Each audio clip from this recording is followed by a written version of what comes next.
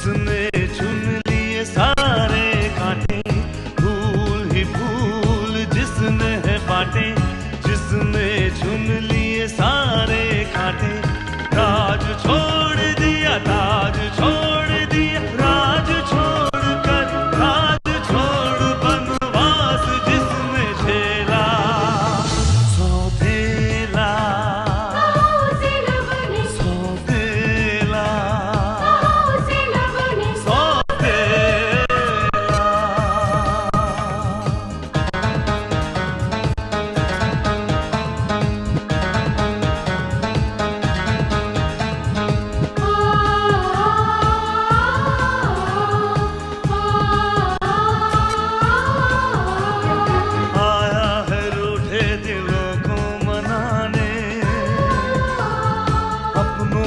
फिर से वो अपना बनाने,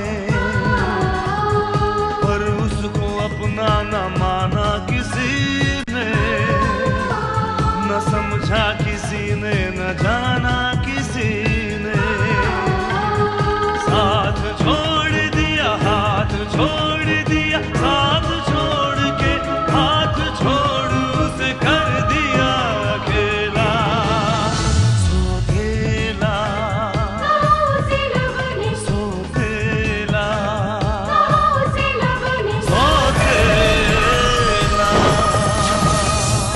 कामिनी, एक्सीडेंट की वजह से स्नेहा की आंखों की रोशनी चली गई। विक्रम साहब, अभी कुछ कहने से पहले हमें आपकी बेटी के कुछ टेस्ट और करवाने होंगे। आपको जो कुछ भी करना है करिए डॉक्टर साहब, पर मेरी बेटी की आंखों की रोशनी वापस ले आइए। इंस्पेक्टर साहब, दरअसल ये एक्सीडेंट नहीं था, वो ट्रक ड्राइवर आकाश को मारना चाहता था। भाभी, आपको स्नेहा के बारे में पता चला? क्या हुआ है स्नेहा को देवर जी? उसकी आंखों की रोशनी चली गई भाभी। मुझे स्नेहा पर बहुत नाज है। उसने अपने होने वाले पति की जान बचाने के लिए अपनी जान दांव पर लगा दी। विश, इसमें कौन सी बड़ी बात है? स्नेहा की जगह अगर कोई भी लड़की होती तो वही करती जो स्नेहा ने किया। मैं अभी ये तो नहीं कह सकता कि आप ही ने रंजीत का कत्ल किया होगा, लेकिन हाँ, शक जरूर है,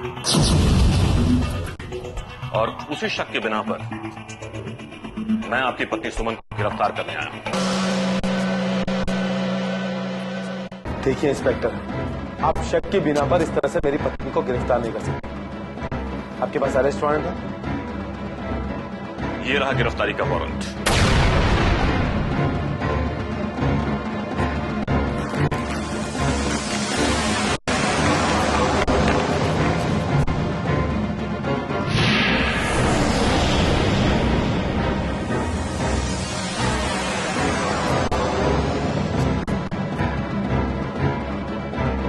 चलिए सुमन जी।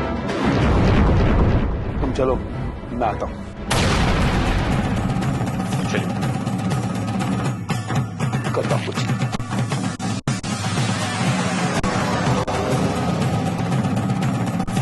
हेलो, हाँ Mahesh.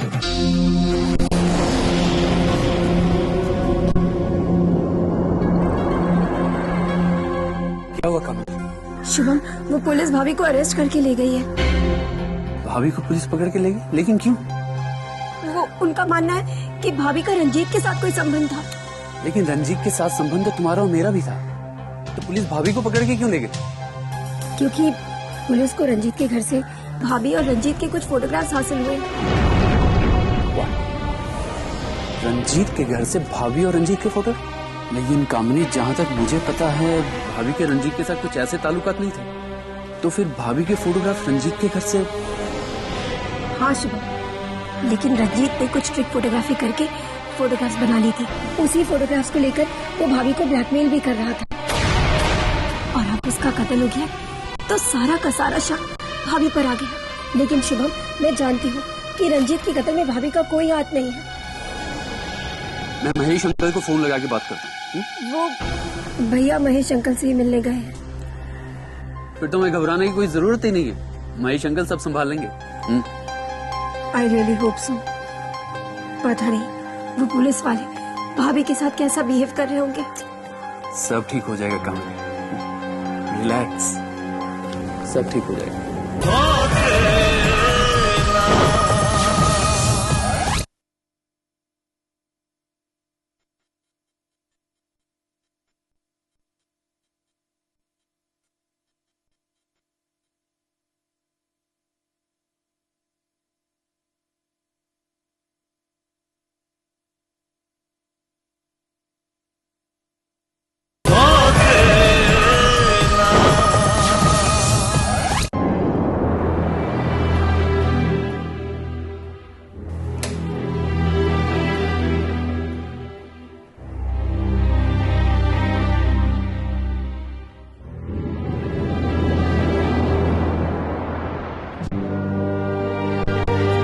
Anything serious? It's a very critical case. क्या? आपकी बेटी की सारी रिपोर्ट्स चेक करने के बाद हमें एक बात समझ में आई है कि उसकी आंखों में कोई खराबी नहीं है। अरे अगर आंखों में खराबी नहीं है तो फिर वो देख क्यों नहीं पा रहे? मेडिकल साइंस में इसे damage of the optical nerves कहते हैं। आइए मैं आपकी भाषा में आपको समझाता हूं। इस हिस्से में एक देखने वाला सेंटर होता है। हमारी आंखें जो भी देखती हैं उसका इमेज रेटिना पर बनता है और वो ऑप्टिकल नर्व्स के थ्रू दिमाग के इस देखने वाले सेंटर तक पहुंचता है, जिसके बाद दिमाग उस इमेज को देखता है। आपकी बेटी के केस में ये ऑप्टिकल नर्व डैमेज हो गई है, जिसकी वजह से वो देखती तो है लेकिन देखते हुए भी कुछ नहीं देख पा रही है। यानी कि आप ये कहना चाहते हैं कि मेरी बेटी फिर कभी नहीं देख पाएगी? देखिए, मैं ये तो नहीं कहता, लेकिन इस तरह के केसेस में पेशेंट काफी मुश्किल से ठीक होता है। पर मेरे एक दोस्त हैं डॉक्टर थापर, जो लंदन में रहते हैं और उन्हें इस तरह के केसेस में काफी महारत हासिल है। तो फिर ठीक है, कांटेक्ट कीजिए उनसे। आप कहें तो मैं अपनी बेटी को लंदन ले जा सकता हूं। मैं उनसे कांटेक्ट कर चुका हूं मिस्टर विक्रम। उन्होंने आपकी बेटी के केस की सारी रिपोर्ट्स मांगी हैं। अगर उसमें उन्हें कोई उम्मीद नजर आएगी तो बेशक हम आपको वहां जाने की सलाह देंगे। ठीक है, जैसा आप ठीक समझे। देखिए मिस सुमन, हमने अभी आपको सिर्फ रंजीत के कत्ल के शक में गिरफ्तार किया है, इसलिए अगर आप मुझे रंजीत और अपने रिश्ते के बारे में साफ साफ बताएंगे तो ये मेरे लिए नहीं बल्कि आपके लिए ज्यादा अच्छा होगा। इंस्पेक्टर साहब, मैं आपको कितनी बार बता चुकी हूँ, मेरे और रंजीत के बीच में कोई रिश्ता नहीं है। लेकिन हमें जो आपके और रंजीत के फोटोग्राफ्स मिले हैं, क्या वो सब झूठ है? वो झूठ है, सब झूठ है। Suman ji, not to worry. नमस्कार सर, ये है इनके पति मिस्टर राजीव सक्सेना और मैं इनका वकील एडवोकेट महेश राय। जी मिस्टर महेश, कहिए। ये रहे इनके जमानत के कागजात ऑफिसर, एक बार चेक कर लीजिए। सेशन कोर्ट से मैंने इनकी बेल हासिल कर ली है।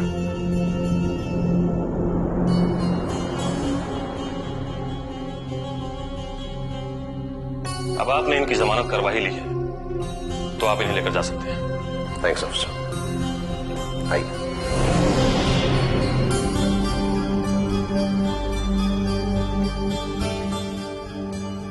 Thank you officer.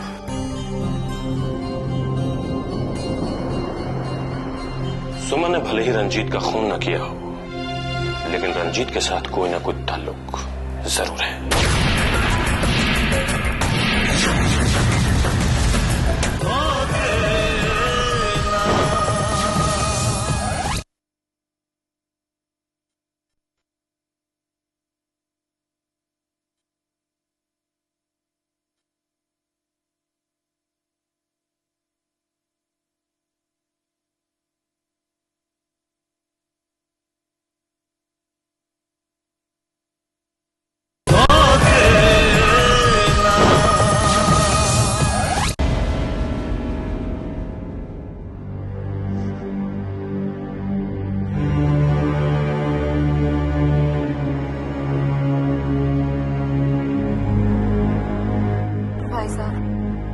सच कह रही हूँ, मेरे और रंजीत के बीच में कोई ताल्लुकात नहीं था। वो तो कामनी का दोस्त था, उसी वजह से वो कभी कभी घर आता जाता था। सुमन जी, अभी तक रंजीत के बारे में जो हमें इंफॉर्मेशन मिली है उससे साफ जाहिर होता है कि वो एक पेशेवर मुजरिम रहा है, जिसका जरूर किसी न किसी आतंकवादी गिरोह से भी संबंध रहा होगा। अगर आप ये कह रहे हैं तो फिर सच ही होगा, लेकिन उसके बारे में मुझे कुछ भी नहीं पता। नॉट टू वरी, आपको नहीं पता तो कोई बात नहीं, अब आपको बचाने के लिए हम पता कर लेंगे। वैसे राजीव, सुना है रंजीत के कामिनी से ताल्लुकात रहे हैं, उसका दोस्त रहा है वो। अगर बहुत कुछ ना सही तो कामिनी को उसके बारे में थोड़ा बहुत तो पता होगा ही। वेल, महेश बाबू, मुझे तो इस बारे में कुछ इन्फॉर्मेशन नहीं है, लेकिन हो सकता है वो जानती हो। Fine, no problem. इसके लिए सबसे पहले हमें कामिनी से एक बार मिलना होगा और उससे बात करनी होगी। हो सकता है कामिनी को रंजीत के बारे में पता हो और उसके जरिए हम रंजीत को गुनहगार साबित कर सकें। और बस एक बार रंजीत गुनहगार साबित हो गया ना, तो सुमन जी को बेगुनाह साबित करने के लिए मुझे वक्त नहीं लगेगा। Not to worry, just relax. भगवान ने चाहा तो सब ठीक हो जाएगा। आइए।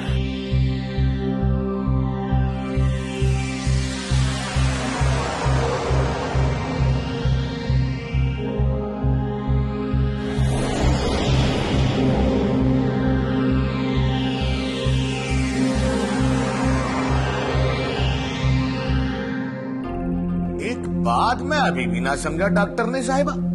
जब स्नेहा की आंखें बिल्कुल ठीक ठाक हैं, तो फिर वो देख क्यों ना सकती? अब मैं आपको किस तरह समझाऊं? आप बस इतना समझ लीजिए कि हर इंसान के सिर में कुछ ऐसी नसें होती है जो उसे देखने में मदद करती है। स्नेहा की वही नसें खराब हो चुकी है। समझ गया, बिल्कुल समझ गया डॉक्टर ने साहिबा। स्नेहा की आंखों का बल्ब फ्यूज ना हुआ है, बल्कि वो डोर जल गई जिससे करंट पहुंचता था। हाँ, अब बस ऐसे ही समझ लीजिए। वो डोर जल गई जिससे करंट मिलता था। जे तुम डॉक्टर का दिमाग क्यों खा रहे थे कसम से? मैं डॉक्टर का दिमाग क्यों खाऊं? मैं तो अपना दिमाग चला रहा था। क्या मतलब? मतलब ये मेरी बेवकूफ कम समझदार बीवी कि स्नेहा की आंखों की रोशनी लौटे या ना लौटे, लेकिन मुझे जीजा जी के दिल में जगह बनाने का मौका मिल गया है।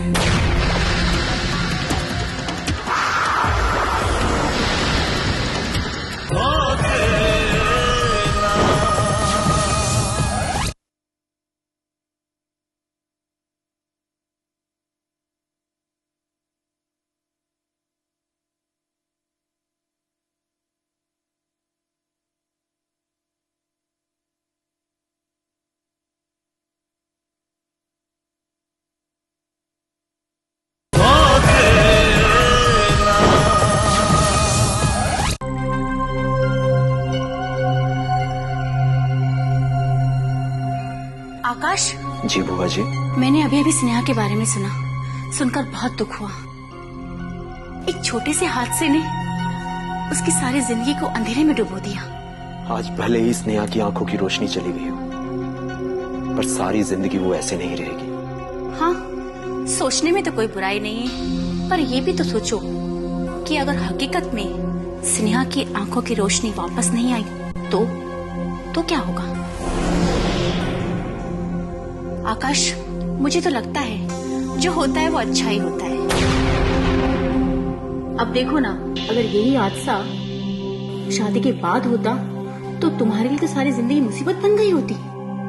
नहीं बुआ जी, मैं तो ये सोच रहा हूँ कि जो स्नेहा पे मुसीबत आई है वो मेरी वजह से आई है। अगर उसने मुझे ना बचाया होता तो जिस हालत में स्नेहा आज है उस हालत में मैं होता। हाँ आकाश, इस बार तो तुम्हारी किस्मत ने तुम्हारा साथ दे दिया, पर अब तुम्हें बहुत सोच समझ के कदम उठाना होगा। आप किस कदम की बात कर रही हैं बुआ जी? वही आकाश, तुम्हारी और स्नेहा की शादी होने वाली थी और अब स्नेहा की हालत ऐसी नहीं है कि हम शादी करके उसे घर लेके आए। ये कैसी बातें कर रही हैं बुआ जी? वही जो मुझे करनी चाहिए थी। और तुम भी ये सोच लो, जब तक स्नेहा ठीक नहीं हो जाती तब तक तुम उसके साथ शादी करने का ख्याल भी अपने दिल में नहीं लाओगी। ये मैं कभी सोच भी नहीं सकता, बल्कि मैं तो ये सोच रहा हूं कि स्नेहा से आज ही शादी करके उसे यहां पे ले आऊं, ताकि उसे ये कभी एहसास ही ना हो कि उसकी आंखों की रोशनी नहीं है।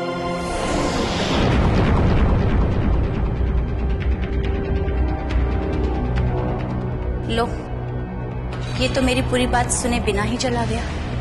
खैर कोई बात नहीं, आज नहीं तो कल आकाश, मैं तुम्हें इस बात का एहसास दिला कर ही रहूंगी।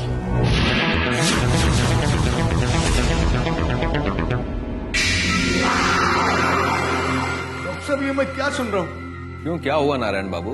डॉक्टर साहब, ये आपके जूनियर डॉक्टर बोलते हैं कि स्नेहा की आंखें कभी ठीक नहीं होंगी। नहीं, ऐसी कोई बात नहीं है, लेकिन हम अभी ये नहीं कह सकते कि उनकी आंखों की रोशनी कब तक वापस आएगी। अरे वाह, आप क्यों नहीं बता सकते? अरे आप तो डॉक्टर हैं, और अगर उसकी आंखें ठीक नहीं हो सकती तो आप उसकी आंखें बदल दीजिए। आप मेरी तरफ मत देखिए डॉक्टर साहब। ये लीजिए चाकू और मेरी आंखें निकालकर स्नेहा बेटी की आंखों में लगा दीजिए। नारायण, जीजा जी, आप मुझे मत रोके जीजा जी। अरे मेरा क्या है, मैंने तो अच्छी पूरी सारी जिंदगी देख ली, लेकिन स्नेहा बेटी, उसके सामने तो अभी उसकी पूरी सारी जिंदगी पड़ी। नारायण, अपने आप को संभालो नारायण। स्नेहा की आंखें खराब नहीं हुई हैं, एक्सीडेंट की वजह से सिर्फ उसकी देखने की ताकत कम हो गई है, और डॉक्टर साहब कह रहे हैं कि इलाज के बाद वो सब ठीक हो जाएगा। लेकिन कब जीजा जी, कब? और सब्र करो, सब्र करो, सब ठीक हो जाएगा नारायण, सब ठीक हो जाएगा। भगवान ने चाहा तो सब ठीक हो जाएगा, और जल्दी ठीक होगा।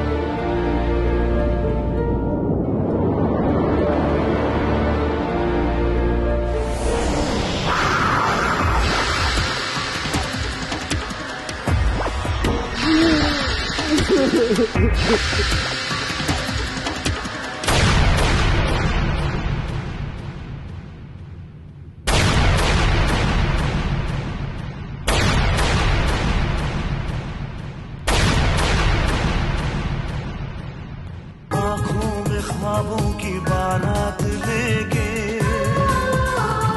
होठों पे गीतों की सौगात लेके, दिल में मोहब्बत के जज्बात ले